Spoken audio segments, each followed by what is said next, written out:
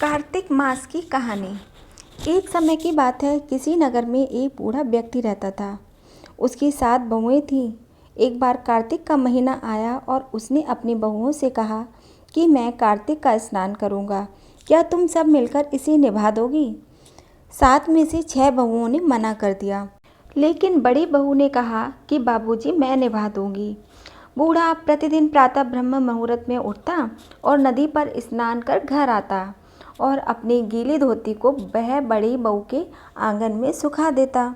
जैसे जैसे उस गीली धोती में से पानी की बूंदें जमीन पर गिरती, वैसे ही वह बूंदें हीरे मोती में बदल जाती। धोती से हीरे मोती गिरते देख बाकी 6 बहुओं से रहा नहीं गया और वे बोली कि हम भी बूढ़े को अपने यहाँ नहाने को बोलते हैं। अगले दिन बाकी बहुओं ने कहा कि पिताजी, आप कल से हमारे यहाँ कार्तिक नहा लेना।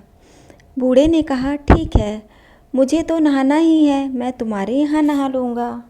बूढ़ा सुबह सवेरे स्नान करके आया और धोती उसने दूसरी बहुओं के आंगन में सुखाने के लिए डाल दी, लेकिन यहाँ हीरे मोती की बजाय कीचड़ टपकने लगा।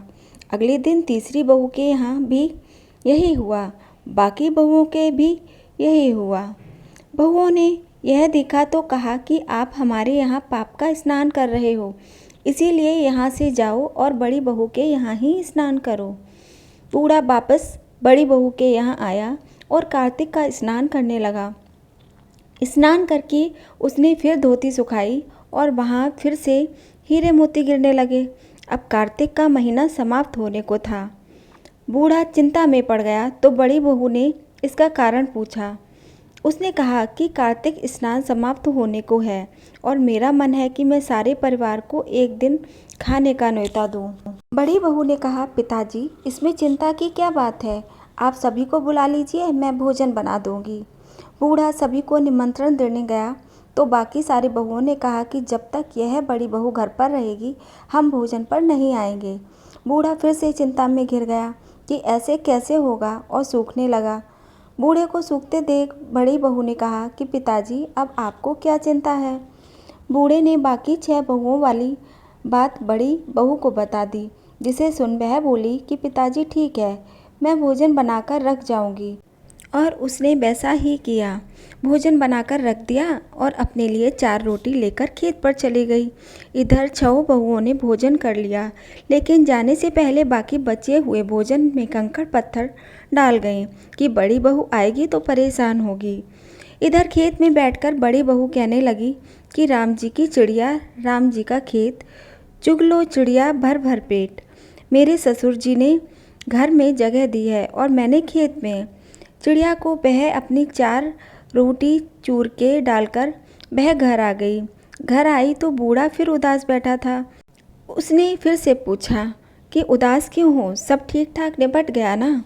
वह बोला कि हाँ, सब ठीक ठाक निपट गया, लेकिन वह तेरी देवरानियाँ बाकी बचे भोजन में कंकड़ पत्थर व मिट्टी डाल गई। बहू ने कहा कि कोई बात नहीं पिताजी, मैं तो अपने लिए 4 रोटी फिर बना लूँगी। बहू बूढ़े से बात कर घर के भीतर जाकर खाने को देखती है, लेकिन वह क्या देखती है कि भोजन में देवरानियाँ जब कंकड़ पत्थर डालकर गई थी तो वह हीरे मोती में बदल गए हैं। घर की जगह महल खड़ा हो गया है और धन दौलत से भर गया है। अन्न के भंडार घर में भरे पड़े हैं। वह बूढ़े को बुलाकर कहती है कि पिताजी, आपने तो कहा था कि मेरे लिए कुछ नहीं बचा है, लेकिन यहाँ तो हीरे मोतियों के भंडार हो गए हैं। पूरे घर में धन की वर्षा हो रही है। साधारण सा घर महल में बदल गया है। बूढ़ा सब चीज़ें देखकर बोला कि बेटी, तुमने कार्तिक स्नान सच्चे मन से निभाया था, लेकिन बाकी बहुओं ने पापी मन से इसे निभाया, इसलिए कार्तिक देवता तुमसे प्रसन्न हुए हैं और यह फल दिया। हे कार्तिक देवता, जैसे आपने बड़ी बहू की सुनी, वैसे ही आप सभी की सुनना।